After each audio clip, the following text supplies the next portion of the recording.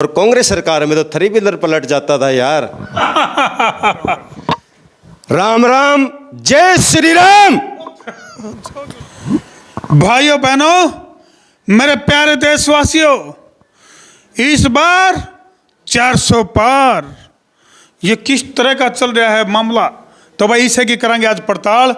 और भाई हमारे तो गेला खास मेहमान हमारे मौजूद हैं, राजेश काबरछा। राजेश भाई राम राम। सारे भाइयों ने मोदी जी की तरफ से राम राम, अमित शाह जी की तरफ से राम राम, और हमारे देसी पत्रकार, ये इतनी सुनहरी आवाज़ हमारे देसी की, इस भाई की तरफ से भी सभी दर्शकों को राम राम। राम राम पता तुम्हारा कॉपीराइट सा ले दिया इन्हें जुमा। तो भाई फिलहाल बहुत बड़े बड़े सवाल, कड़वे कड़वे अनसुलझे सवाल लेकर मैं राजेश भाई का सामने बैठ गया हूँ। तो राजेश भाई, सब तक पहला मेरा खतरनाक सा सवाल है, अकबयू अमित शाह सौदा के है, यानी कि जो भी टारगेट नरेंद्र मोदी बना हुआ है और उस टारगेट ने अमित शाह तो समझा दिया है, और अमित शाह की जो स्ट्रैटेजी है वह किस ढंग तक काम कर रहा है। और इस बार की अगर मैं बात करूं तो बहुत बड़ा टारगेट दे दिया है, 400 पार।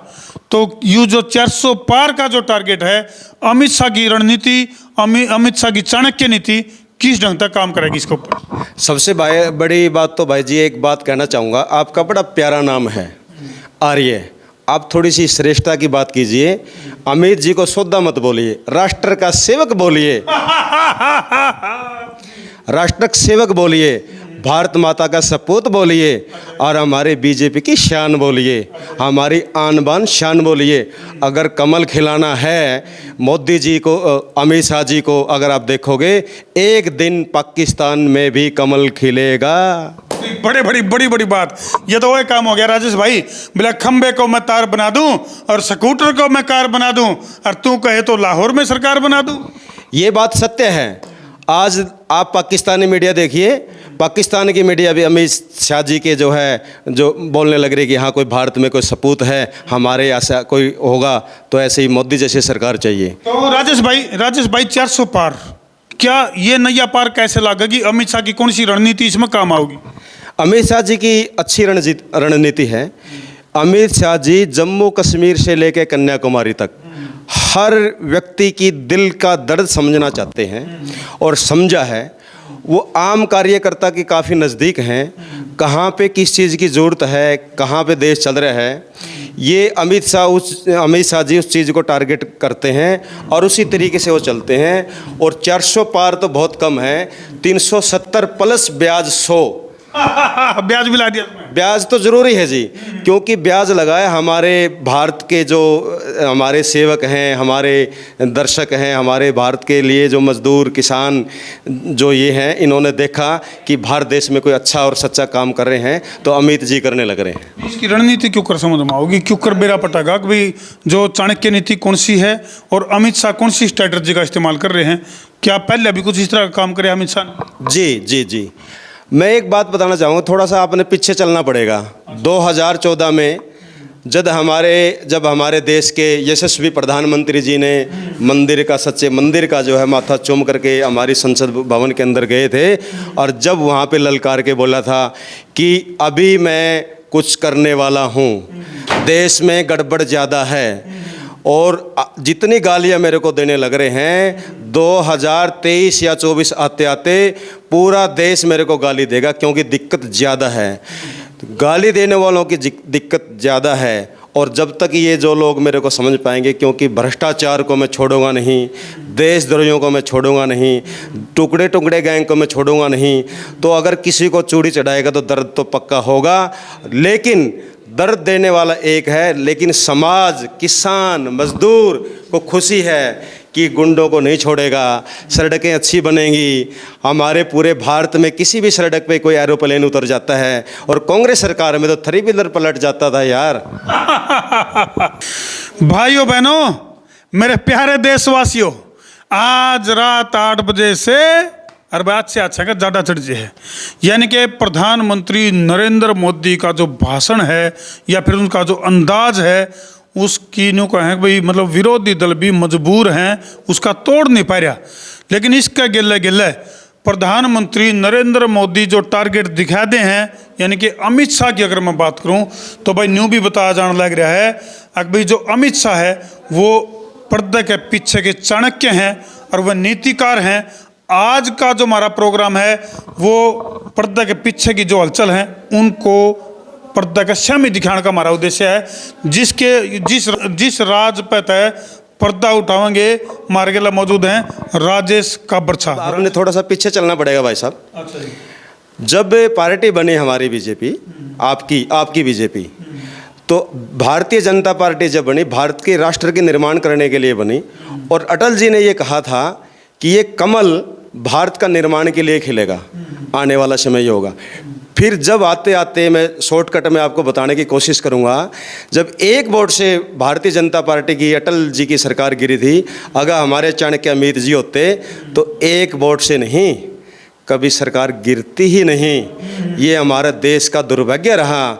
अमित शाह जी, चाणक्य जी हमारे से थोड़े से पास में नहीं थे, और ये सौभाग्य हुआ जब 2002 का जो गुजरात के अंदर ऐसा हुआ, अमित शाह जी ने जो देखी फिल्म और देश को समझ में आया ये चाणक्य जी हमारे लिए कुछ कर सकते हैं, और अमित शाह जी ने जब दुष्टों पे, भ्रष्टाचारियों पे पूरे देश में डंडा घुमाया, जो मेहनत की अमित शाह जी ने, आज हमारे सामने है। आज ये 400 पार, इसीलिए अपने उमंग में हमारे खुशी से बोलने लग रहे हैं, और राम जी की कृपा से 400 पार नहीं 370 तो हमारा कर्तव्य है ही, प्लस 100 जो हमने दिल से देनी है। जय हनुमान जी की बोल के, जय श्री राम बोल के 470 आएंगी, यानी कि ब्याज सूद समेत 370 में ब्याज और जोड़ दिया। ब्याज तो जोड़ना ही था जी, कि अमित शाह जी हमारे चाणक्य जी हैं, हर दिल की धड़कन को समझते हैं।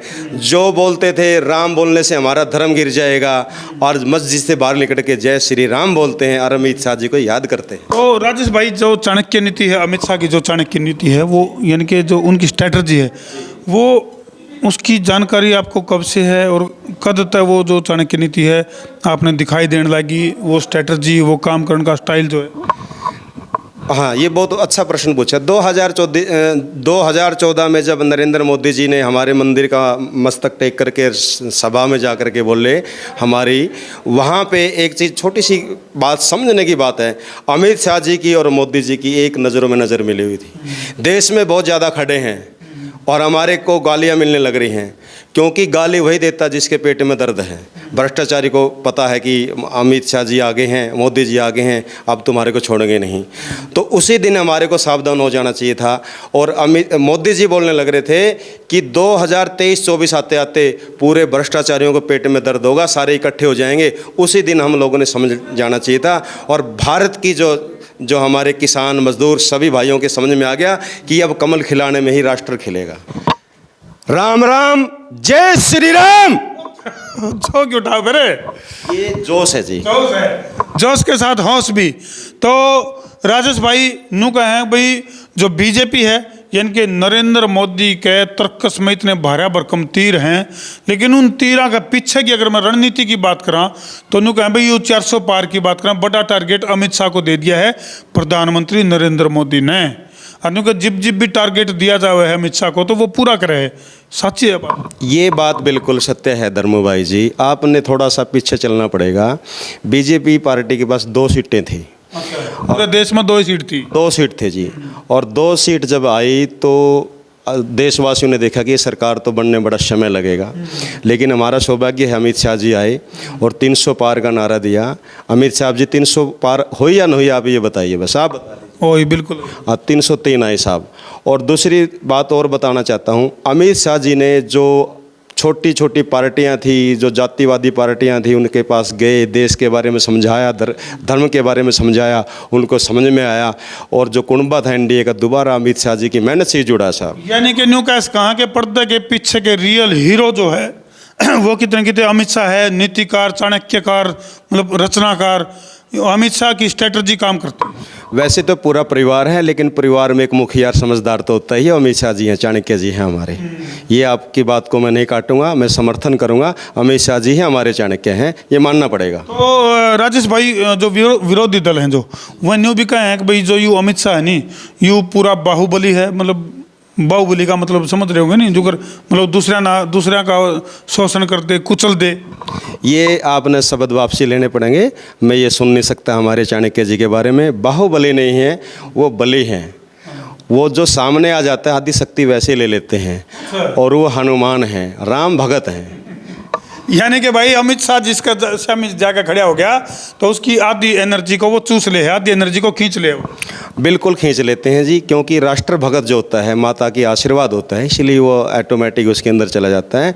और जितनी अक्षेत्र दल, अभी नया उदाहरण देख लीजिए आप, उत्तर प्रदेश में चौधरी साहब का, जैन चौधरी साहब का जो आपको देख लीजिए, और जय जयकार बोलते हैं। उन्होंने ये कहा, मैं पलटा नहीं है, मैंने पलटी मारी है। मैंने राजेश भाई, मतलब जिस तरह अलग अलग प्रदेशों की अगर मैं बात करूं तो कौन सा वो स्टाइल है जो अमित शाह यूज़ कर रहे हैं, जिसकी वजह से मतलब लगातार जो है और उस सपने को साकार करने का कोई स्ट्रेटजी किस ढंग की तैयार करी जावे है, जो प्रधानमंत्री नरेंद्र मोदी जैसे ही जो टारगेट बनाया है और अमित शाह को नुका दे भाई ये टारगेट है, उस टारगेट के ऊपर किस ढंग से काम हो? जैसे किसान में अपने संपूर्ण होता है ना, तो हमारे राजनीति के संपूर्ण अगर कोई चाणक्य है, अमित शाह जी हैं। जहाँ भी जाते हैं उस इलाके में ये देखते हैं कि यहाँ पे किस चीज़ की ज़रूरत है, इसने पार्टी क्यों बनाई, किस मकसद के लिए बनाई, इसने एमपी बनना है या देश की सेवा करने के लिए बनना है। तो वो एमपी का मतलब समझाते हैं कि एमपी बनना हमारा कर्तव्य नहीं है, और उसको समझाते हैं कि राष्ट्र की सेवा के लिए। सामने वाले को चीज़ समझ में आती है, और एनडीए का कुनबा बढ़ाने का काम अगर कोई करे तो अमित शाह जी कर रहे हैं। तो राजेश भाई, एक टाइम था जब एनडीए का कुनबा सब कुछ सारे साथ छोड़कर चले गए थे। जैसे अटल बिहारी वाजपेयी के टाइम की अगर मैं बात करूं, तो जब इलेक्शन हार गए थे तो उसके बाद जितनी पार्टियों को जोड़कर और 261 सीट आई थी, शायद 261 सीट जो आई थी वो एनडीए की आई थी। तो उसके बाद फिर जब वाजपेयी जी इलेक्शन हारे, उसके बाद सारा कुनबा टूट गया। दोबारा तो जोड़ने का स्टाइल किया अपनाया अमित शाह ने। अमित शाह जी ने दोबारा जो जोड़ने का स्टाइल बताया, तो जो अक्षेत्रीय पार्टी थी जी, उनके सबके सामने गए और उनको अपना राष्ट्र के बारे में, देश के बारे में समझाने की कोशिश करी। उनको समझ में आई, और अमित शाह जी की सारी मेहनतें हैं। जम्मू कश्मीर से कन्याकुमारी तक जितनी अक्षेत्रीय पार्टी थी, सबसे मिलने की कोशिश करी। और वो अमित शाह जी की मेहनत है जो 370 का हम जो है आज ये हमारे देश में उत्सव मनाने लग रहे हैं, अमित शाह जी की ही देन है। तो इस हिसाब से तो मतलब जिस स्टाइल से अमित शाह की रणनीति या उनकी चाणक्य नीति काम कर रही है, मतलब दूसरे दल तो फिर छोड़ दे कौन, तो हम इस ढंग सुपड़ा साफ करोगे? देखिए, जो देश के खिलाफ उसका सुपड़ा साफ होना भी चाहिए, और जिसको जिस टाइम जागे उसी टाइम सवेरा, जिसको देश की राष्ट्र की सेवा करने का अगर मौका मिलता है तो अमित शाह जी की बात समझ में आ जाती है, तो एनडीए में कुनबा में शामिल हो जाते हैं। ये तो होना भी चाहिए। क्या आप नहीं चाहते राष्ट्र की सेवा हो? क्या आप नहीं चाहते भारत बढ़े? क्या राष्ट्र की सेवा केवल बीजेपी ही करेगी? ये बहुत अच्छा प्रश्न किया आपने सोचना पड़ेगा। जितने भी क्षेत्रीय दल की पार्टियां हैं वो अपने परिवारवाद की बात करते हैं, कभी विकास की बात नहीं करते हैं। अमित शाह जी की बोलते हैं, राष्ट्र निर्माण की बात करते हैं। पहले अभी सड़कें पूरा हिंदुस्तान में, वहाँ पे एरोप्लेन सड़क पे उतर जाते, पहले 3 व्हीलर भी पलट जाता था। ये अमित शाह जी की तो देन है। किस आदमी को जिस क्षेत्र में जिसको काम देना है, अमित शाह जी की सोच है। अगर धर्मो भाई पत्रकारिता अच्छी करते हैं तो धर्मों को ये काम दिया जाए, तो उसको पता है कि किस आदमी से कैसा काम लेना है। धर्मो भाई ये अमित शाह जी जानते हैं, उसी को चाणक्य बोलते हैं। नाम के चाणक्य नहीं, वो काम के चाणक्य हैं। चलो भाई, अमित शाह की चाणक्य नीति इस बार काम आएगी कि नहीं आएगी? क्योंकि पिछली बार की अगर मैं बात करूं तो राजेश भाई का दावा है कि भाई 300 पार का जो नारा मोदी जी ने दिया था, उसको सार्थक करने में अमित शाह का अच्छा खासा रोल था। यानी कि बीजेपी के विरोध में जो दल थे उनको किस तरह से अपने पक्ष में लाना है, किस तरह से भारतीय जनता पार्टी के खिलाफ जो माहौल बन रहा था उसको किस तरह से पॉजिटिव करना है, कुछ इस तरह की रणनीति के ऊपर काम कर दे रहे हैं अमित शाह। और इस बार का जो नारा है भारतीय जनता पार्टी का या फिर प्रधानमंत्री नरेंद्र मोदी का 400 पार का जो नारा है, उसके ऊपर अमित शाह की रणनीति किस तरह काम करेगी, किस तरह से जो क्षेत्रीय दल हैं उनके साथ गठजोड़, किस तरह से उनके साथ सेटिंगबाजी, किस तरह से उनके गिले रणनीति तैयार करके अरे आर पार करके 400 पार का जो नारा है वो किस ढंग से सार्थक होगा, ये आने वाला वक्त बताओगा। फिलहाल जो है राजेश भाई ने कुछ पत्ते खोले हैं, कुछ बात भितरे रह गए हैं, नुका करे दिल की बात, मन की बात, ढंग की बात। राजेश भाई सारे पत्ते तो खोले को नहीं तने? देखिए जी, कई बातें ऐसी हैं कि सारे पत्ते नहीं खोल सकते। देश में गड़बड़ ज़्यादा है, और गड़बड़ ठीक करना हमारे राष्ट्र भगत चाणक्य जी का कार्य है कि जब तक पूरा कार्य नहीं होगा पत्ते खोलने भी नहीं चाहिए। अभी बहुत कुछ है, अभी ट्रेलर है, फिल्म बाकी है। यानी कि भाई इसका भी कॉपीराइट जो है वो भारतीय जनता पार्टी के दौरे है क्या, राष्ट्रभक्ति का, देशभक्ति का, देश का विकास करण का, विकसित भारत का, ये सारी चीज़ें के कॉपीराइट बना ली था। कॉपीराइट कहाँ बनाई साहब आप? देखिए धर्मो भाई, आप तो समझदार हैं, पूरे भारत में घूमते रहते हैं हम। पहले सड़कें कैसे थी, पूरे डिस्ट्रिक्ट में हॉस्पिटल हैं, हर जगह डॉक्टर, हर जगह सारी सुविधाएं हैं।